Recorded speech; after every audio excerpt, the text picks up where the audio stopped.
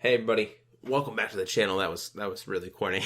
Welcome back to the channel. Today we are here doing an episode prediction for this week's up-and-coming episode of Fear the Walking Dead, which is Season 2, Episode 13, entitled Date of Death. Now, as always, this will include spoilers from past episodes, or else how would I predict the upcoming episode?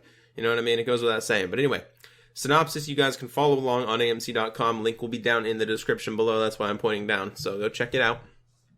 The synopsis for this episode is as follows. Refugees flood into the hotel, including an unexpected refugee from our group. Madison struggles to cope with the situation. Alright, so we can really connect this synopsis to what we actually get to see in the promo for this episode. And in the promo, basically what we get to see is a lot of Madison's group and a lot of Travis. So we know that Travis is back in the fold of things. We don't know that he makes it back to the group yet or anything like that. We know that at the end of last episode, we see him looking at the hotel sign, from a distance, right? So we know that he's in the general area. But we have no idea if he's going to make it back this episode. It looks like we're going back in time to when basically he just got done with Chris killing that guy in the barn.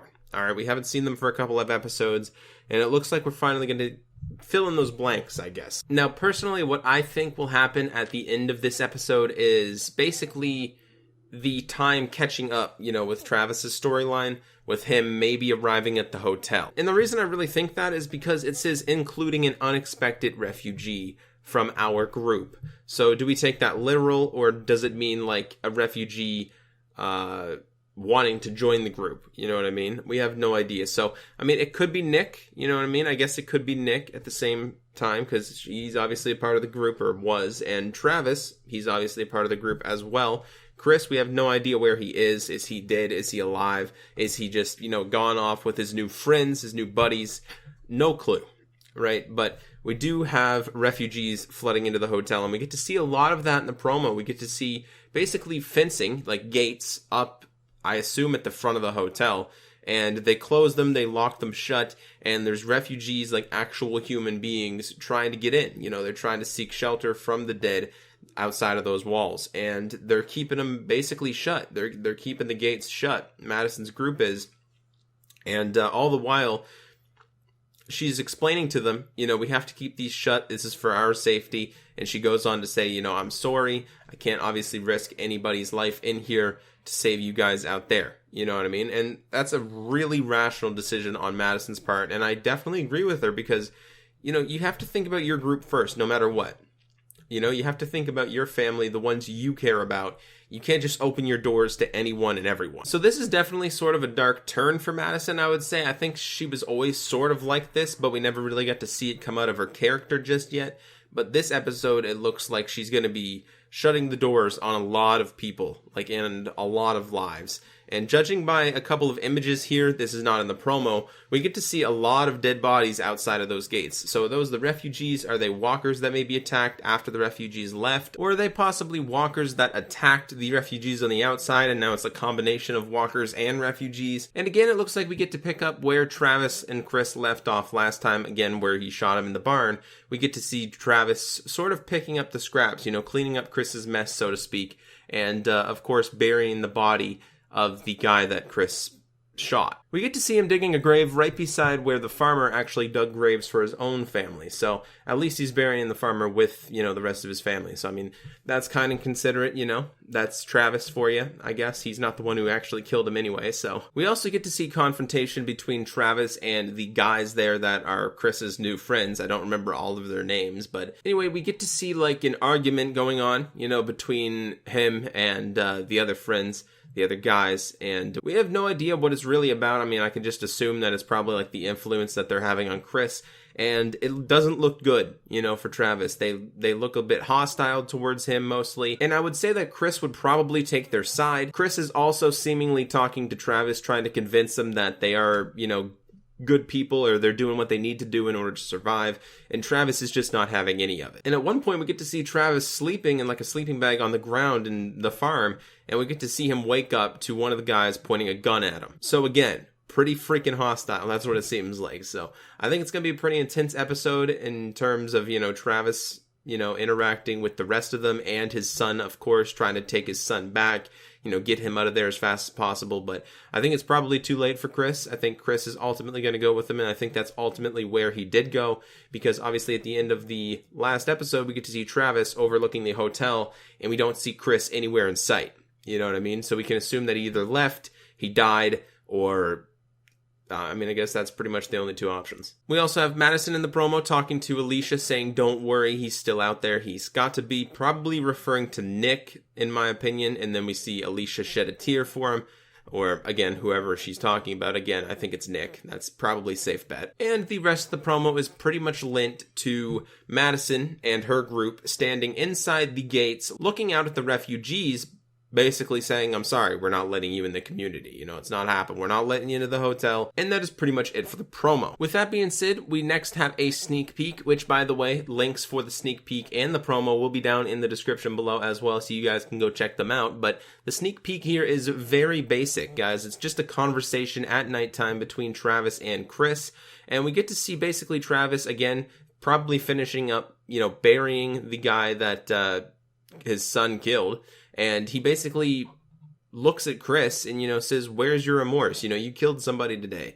At least let it affect your appetite. Meanwhile, Chris is, sitting there drinking, and ultimately, Travis gets frustrated with him, slaps the can out of his hand, and basically tries to give him a talking to.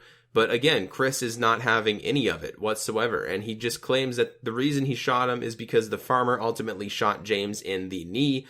Obviously he did that because he broke the chicken's neck, like literally right in front of him.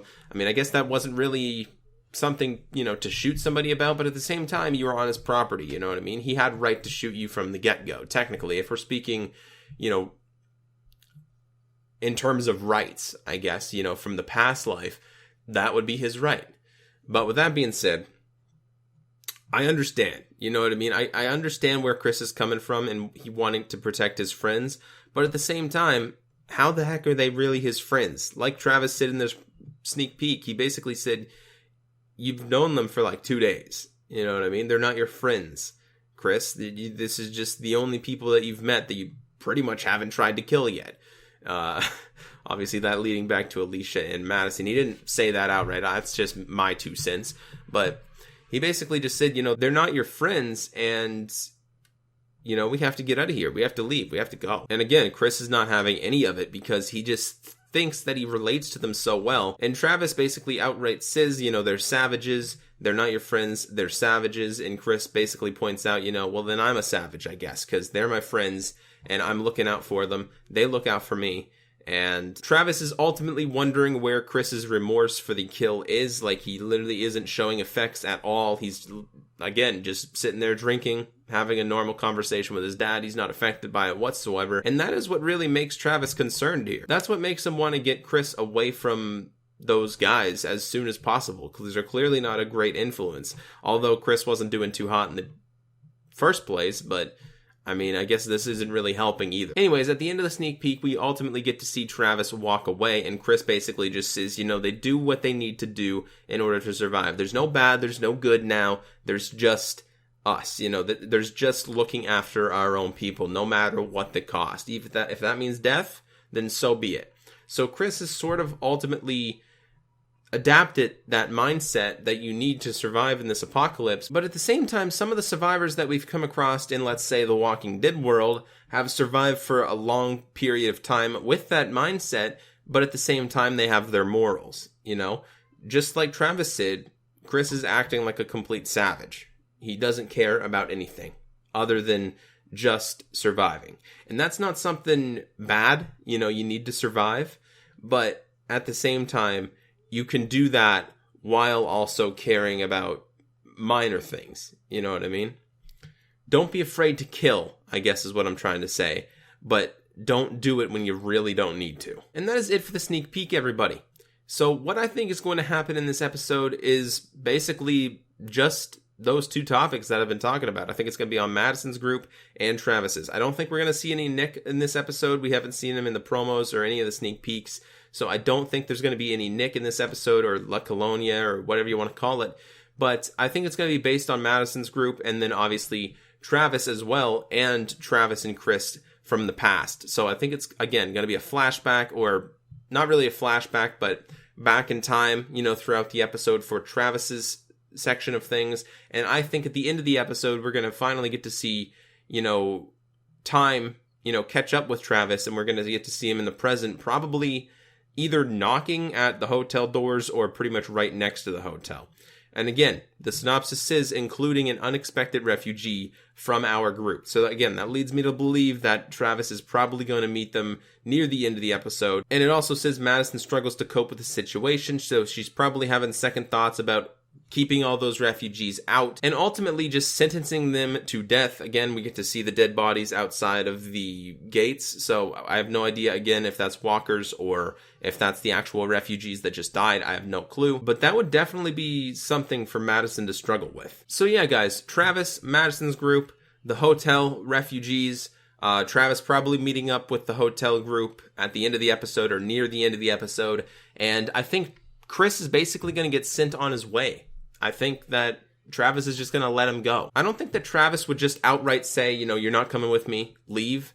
But I think that he would either tell him to make a choice. You know, either come with me or go with them.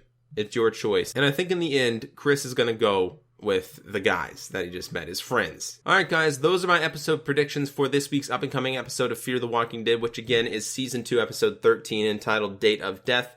We apparently only have this one and one more episode to go, but there's supposed to be 15 episodes in Season 2, so I'm thinking either there's just going to be one more episode after this, or after Episode 14, or there's going to be probably episode 14 and 15 in a 2-hour season finale. That's my predictions for it, but I have no clue. I don't have any insight to that whatsoever. Just from what I've heard, it's supposed to be 15 episodes. But if they changed it to 14, then so be it, I guess. But anyway, that was it for episode predictions for, again, Season 2, Episode 13, entitled Date of Death. It airs this Sunday on AMC. I am really excited for it, guys. It looks really intense and really, really good.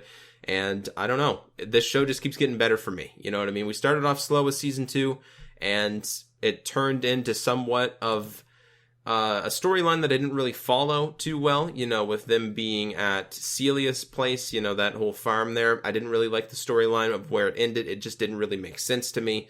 And it's starting to pick up now. I like the grittiness of it, you know, that it's turned into. So with that being said, just to remind you guys, I am primarily a gaming channel, so if you guys like gaming or anything related to gaming, make sure you guys check out some of my other videos. I put tons of effort and work into them every single day, and it would definitely mean a lot if you guys would take the time to check them out. If not, though, I will see you guys this Monday on my episode review for Season 2, Episode 13, entitled Date of Death. I will see you guys then, everybody. Take care. Bye. This is probably going to be one of my favorite game modes, and already it's starting off to a great start, because this is a lot of fun. Let's go ahead and see if we can get any snipes on. Let's see if we can. We don't use shotguns. Okay. Okay, I will admit, we do use shotguns once in a while.